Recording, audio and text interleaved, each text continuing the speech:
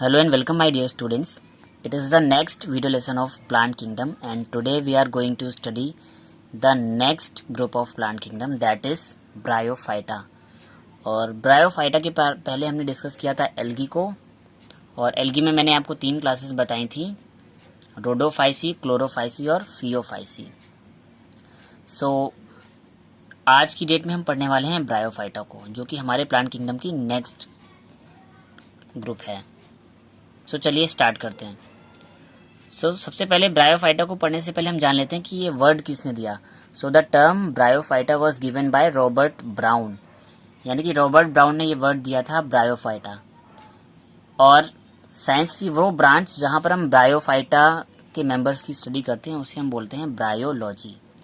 The study of bryophyte is called bryology, यानी कि bryology के अंदर हम ब्रायोफाइट्स की स्टडी करेंगे.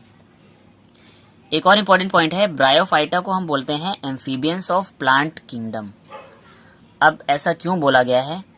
जैसे कि हम एनिमल्स में एम्फीबियंस जो मेंबर होते हैं एम्फीबिया ग्रुप के, उनमें एक स्पेशल क्वालिटी होती है कि वो ज़मीन पे भी सर्वाइव कर लेते हैं और पानी में भी सर्वाइव कर लेते हैं, यानी उनका जो मोड होता है वो डुअल मोड होता है. बायो में टर्म जो होती है एम्फी का मतलब भी होता है डुअल मोड, कि ऐसे ऑर्गेनिज्म जो 2 टाइप के मोड में सर्वाइव कर लें, वाटर मोड में भी और हमारे टेरेस्ट्रियल मोड में भी, ऐसे एनिमल्स को बोलते हैं एम्फीबियन. तो सेम एज जैसे कि हम बात करते हैं एग्जांपल में फ्रॉग, जो फ्रॉग होते हैं वो पानी में भी रह लेते हैं और ज़मीन पे भी रह लेते हैं. तो सेम एज ब्रायोफाइटो को भी एम्फीबियंस बोला गया है प्लांट किंगडम का. अब इन्हें प्लांट किंगडम का एम्फीबियन क्यों बोला गया है? Because they can live in soil but are dependent on water for sexual reproduction. कि कॉमनली रहते तो ये सॉइल में है, मिट्टी में, बट जब ये सेक्सुअल रिप्रोडक्शन करते हैं तो इनके जो गैमेट्स हैं वो वाटर करंट के थ्रू जाकर मिलते हैं और फर्टिलाइजेशन होता है, यानी कि इनको रिप्रोडक्शन के लिए वाटर मीडियम की रिक्वायरमेंट होती है. बाकी ओवरऑल ये सॉइल में सर्वाइव कर लेते हैं. तो एक तरह से इनकी लाइफ साइकिल में भी 2 मोड आ रहे हैं. एक तो हमारा ज़मीन पर रहने वाला टेरेस्ट्रियल मोड आ रहा है और दूसरा इनका सेक्सुअल रिप्रोडक्शन जो कि वाटर स्ट्रीम पर डिपेंडेंट है, इसलिए दूसरा मोड आ रहा है वाटर वाला. इसीलिए इनको भी बोला गया है amphibians of plant kingdom. I hope आपको ये तीनों पॉइंट्स क्लियर हो गए होंगे. अब बात करते हैं इनके हैबिटेट की. जैसा कि अब ये इनकी जो लाइफ साइकिल है वो एम्फीबियंस टाइप है, यानी ये ऐसी जगह पे रहेंगे जहाँ पर टेरेस्ट्रियल और वाटर दोनों का इंटरमीडिएट स्ट्रक्चर पाया जाए. मीन्स कि जहाँ पर थोड़ा बहुत पानी भी हो और थोड़ी बहुत मिट्टी भी हो.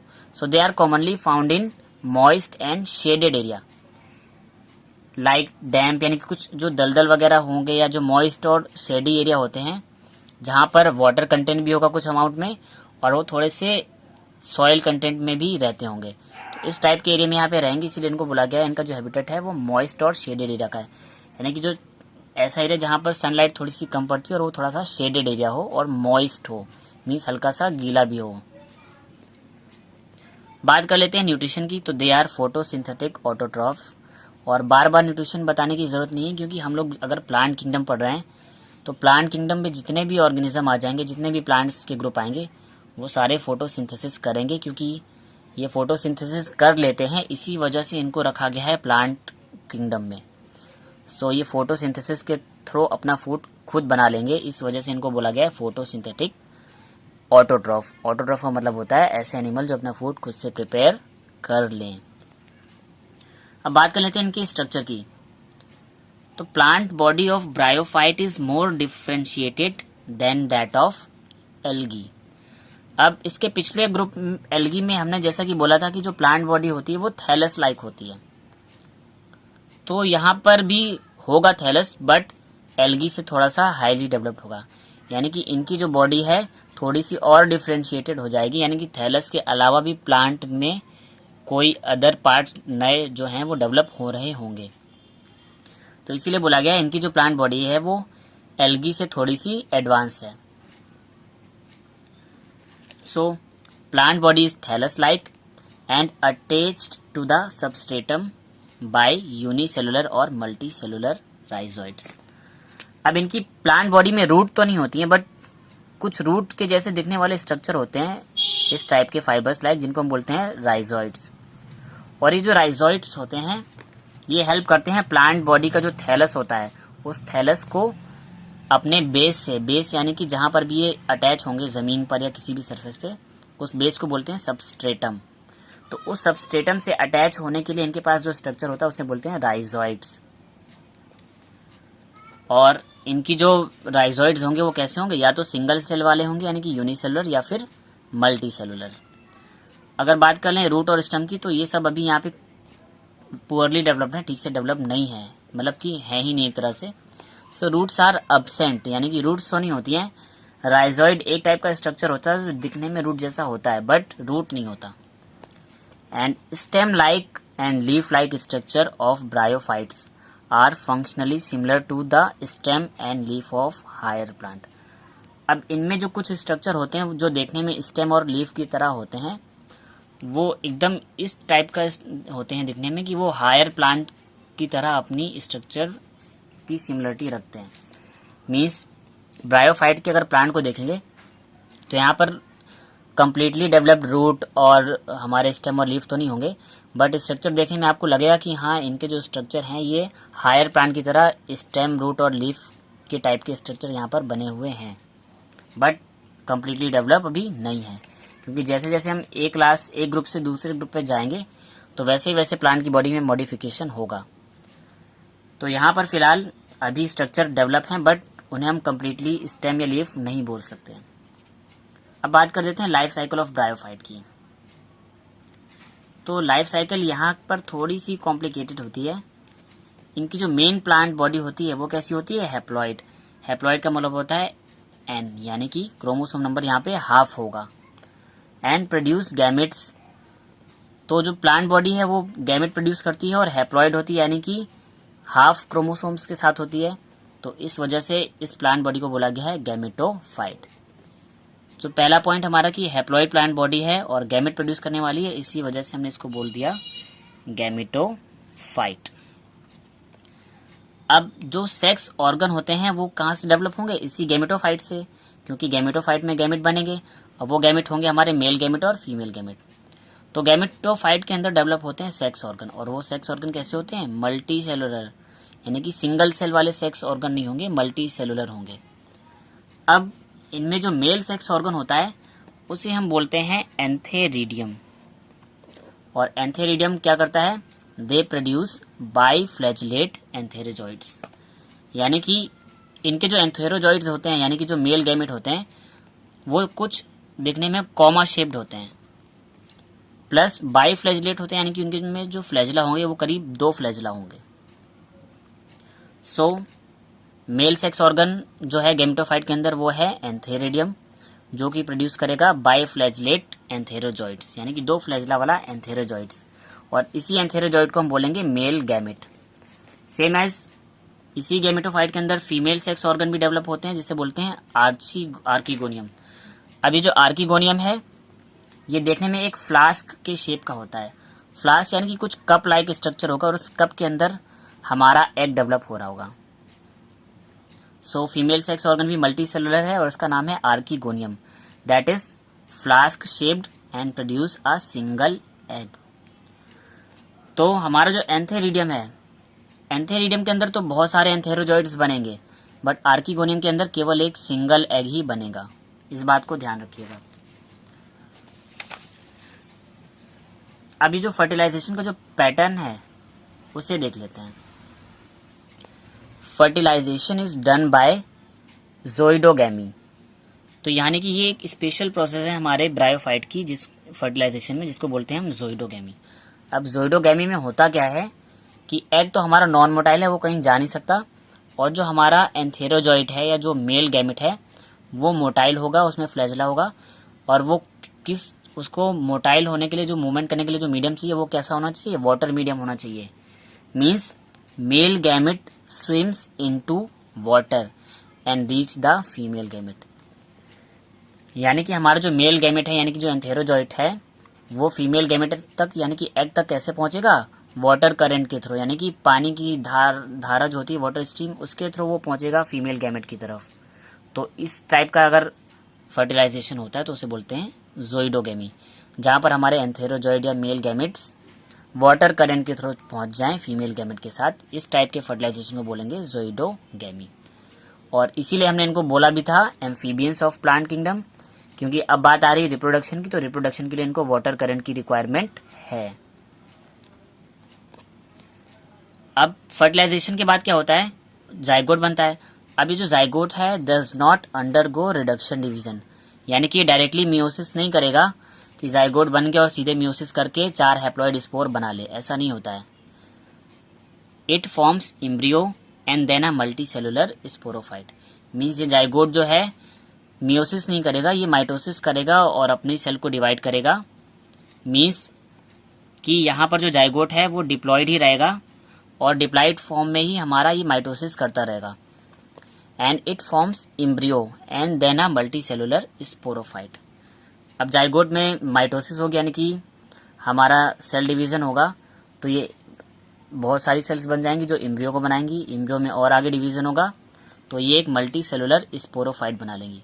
और ये स्पोरोफाइट हमारा कैसा होगा, डिप्लॉयड होगा, यानी कि 2n होगा, क्योंकि अभी जाइगोट में मियोसिस नहीं हुई थी। अगर मियोसिस हो जाती तो हमारा स्पोरोफाइट हो जाता हैप्लॉइड, बट मियोसिस नहीं हुई है, माइटोसिस हुई है, इस वजह से ये कैसा है, डिप्लॉयड है। And which remain attach to the gametophyte for its nourishment. अब जैसा कि मैंने बताया कि भाई फीमेल गैमेट तो अपनी ही प्लांट बॉडी में अटैच रहेगा ना, यानी कि एग जो है वो हमारे गैमेटोफाइट से ही अटैच था और उसी एग के पास हमारा एंथेरोजॉइट आया और उसने उसको फर्टिलाइज कर दिया। यानी कि हमारा जो एग है वो एग है या गैमेटोफाइट वाला जो स्ट्रक्चर है वो अभी भी प्लांट बॉडी से अटैच्ड है। ठीक है, सो इस तरह से जो स्पोरोफाइट हमारा बन गया फर्टिलाइजेशन के बाद, क्योंकि अब उस एग में हो गया फर्टिलाइजेशन, तो डुअल हमारे क्या नाम है, हमारा डिप्लॉयड स्ट्रक्चर बन गया जिसे हमने बोला स्पोरोफाइट। और ये स्पोरोफाइट जो है हमारी प्लांट बॉडी से यानी कि गैमेटोफाइट से अटैच रहेगा, क्योंकि इसको चाहिए कुछ नरिशमेंट। तो ये नरिशमेंट लेने के लिए प्लांट बॉडी से अभी भी अटैच रहेगा और प्लांट बॉडी को मैंने बोला था गैमेटोफाइट। अब आगे क्या होने वाला है, now the cells of sporophyte undergo meiosis.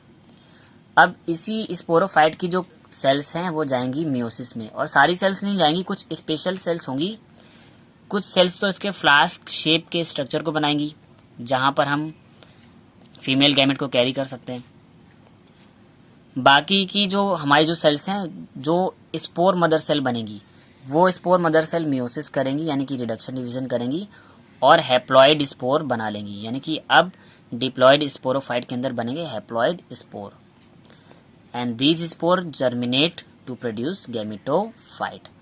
अब यही जो हैप्लॉइड स्पोर हैं आगे फिर से जर्मिनेट कर देंगे और फिर बना लेंगे गैमेटोफाइट, और यही साइकिल कंटिन्यूसली चलती रहती है। अब आपको मैं एक डायग्राम के थ्रू डिस्क्राइब कर दूंगा तो आपको क्लियर हो जाएगा सारा का सारा फैक्ट। थोड़ा ध्यान से देखिएगा, मैंने बोला ना कि प्लांट बॉडी को हम बोलते हैं गैमेटोफाइट और वो होती है हैप्लॉइड यानी कि n होती है, यानी कि क्रोमोसोम नंबर हाफ होता है।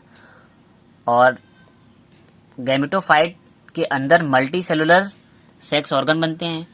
अब वो मल्टी सेलुलर सेक्स ऑर्गन अगर मेल सेक्स ऑर्गन है तो एंथेरिडिया होगा और अगर फीमेल सेक्स ऑर्गन है तो आर्किगोनिया होगा, और दोनों ही कैसे होंगे, हैप्लॉइड यानी कि n इन नंबर होंगे।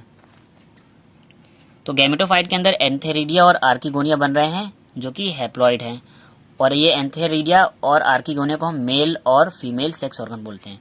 एंथेरिडिया मेल सेक्स ऑर्गन और आर्किगोनिया फीमेल सेक्स ऑर्गन, और ये दोनों होंगे मल्टी सेलुलर। अब एंथेरिडिया के अंदर बनेंगे मेल गैमेट जिनको बोलते हैं एंथेरोजॉइड्स, वो भी हैप्लॉइड ही होंगे। और आर्किगोनिया के अंदर एक सिंगल एग बनेगा यानी कि फीमेल गैमेट, वो भी हैप्लॉइड होगा। और एंथेरोजॉइड और एग यानी कि मेल और फीमेल गैमेट फ्यूज करेंगे यानी कि होगा फर्टिलाइजेशन और बन जाएगा 2n यानी कि डिप्लॉयड जाइगोट। अब मैंने जैसे कि बोला था जाइगोट बन गया, और ये जाइगोट तुरंत ही मियोसिस करना स्टार्ट नहीं कर देता है। ये पहले क्या करेगा, माइटोसिस करेगा, अपने साइज को बढ़ाएगा और जाइगोट से डेवलप हो जाएगी एम्ब्रियो। तो जाइगोट से एम्ब्रियो तक अभी भी 2n स्टेज ही चलेगी, यानी कि डिप्लॉयड स्टेज में ही ये चलने वाला है। अब ये एम्ब्रियो वापस से आगे और सेल डिवीजन करेगी, फिर से माइटोसिस करेगी और बना लेगी स्पोरोफाइट स्टेज, यानी कि अब हमारे पास एक वेल डेवलप्ड स्पोरोफाइट स्ट्रक्चर बन गया है जो कि कैसा है, डिप्लॉयड।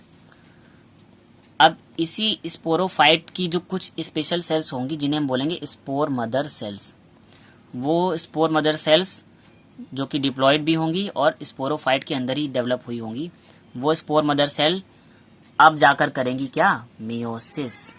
और जैसे ही इन स्पोर मदर सेल में होगी मियोसिस यानी कि रिडक्शन डिवीजन, और रिडक्शन डिवीजन से हमको पता है कि मियोसिस के बाद हैप्लॉइड स्पोर बनते हैं, यानी कि जो हमारी डिप्लॉयड स्पोर मदर सेल है वो मियोसिस से डिवाइड होकर 4 हैप्लॉइड स्पोर बनाएगी। और अब यही स्पोर जो हैं वापस से क्या करेंगे, जर्मिनेशन करेंगे और जर्मिनेट करके नई प्लांट बॉडी या गैमेटोफाइट को बना देंगे, और यही साइकिल कंटिन्यूअसली चलती रहेगी।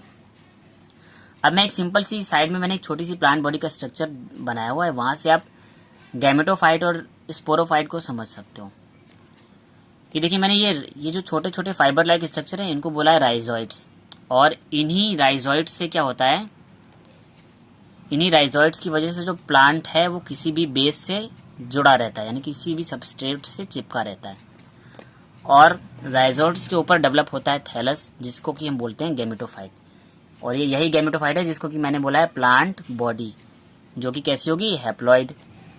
और इसी गैमेटोफाइट के अंदर डेवलप हो जाएगा स्पोरोफाइट, और स्पोरोफाइट कैसा होगा, हमारा स्पोरोफाइट होगा डिप्लॉयड, क्योंकि गैमेटोफाइट के अंदर मैंने बताया था मेल और फीमेल सेक्स ऑर्गन बनेंगे, एंथेरिडिया और आर्किगोनिया जो कि हैप्लॉइड होंगे, और इनसे बनेंगे एंथेरोजॉइड और एग जो फर्टिलाइजेशन करने के बाद बना लेंगे जाइगोट, और वही जाइगोट आगे जाके एम्ब्रियो में कन्वर्ट होगा और फिर पूरा का पूरा स्पोरोफाइट बना लेगा, और ये स्पोरोफाइट फिर से मियोसिस करके स्पोर्स बनाएगा, और उन स्पोर से हर एक स्पोर से एक नया गैमेटोफाइट डेवलप हो जाएगा। सो आई होप स्टूडेंट्स आपको ब्रायोफाइटा की लाइफ साइकिल क्लियर हो गई होगी। सो आपको ये वीडियो कैसा लगा प्लीज़ कमेंट करके बताएं, और पिछले वीडियो में मैंने एल्गी के क्लास रोडोफाइसी को डिस्कस किया था, तो अगर आपने वो वीडियो नहीं देखा है तो मैंने उस वीडियो का लिंक इसी वीडियो के डिस्क्रिप्शन में दे रखा है। सो उस लिंक पर क्लिक करके आप रोडोफाइसी वाला वीडियो भी देख सकते हैं। और अगर ये वीडियो आपको समझ आया तो इसे लाइक करें और सभी स्टडी रिलेटेड ग्रुप्स में शेयर करें, साथ ही चैनल को सब्सक्राइब कर लें और बेल आइकन को भी प्रेस कर लें ताकि अपकमिंग वीडियोस की नोटिफिकेशन आपको मिलते रहें। Thank you students.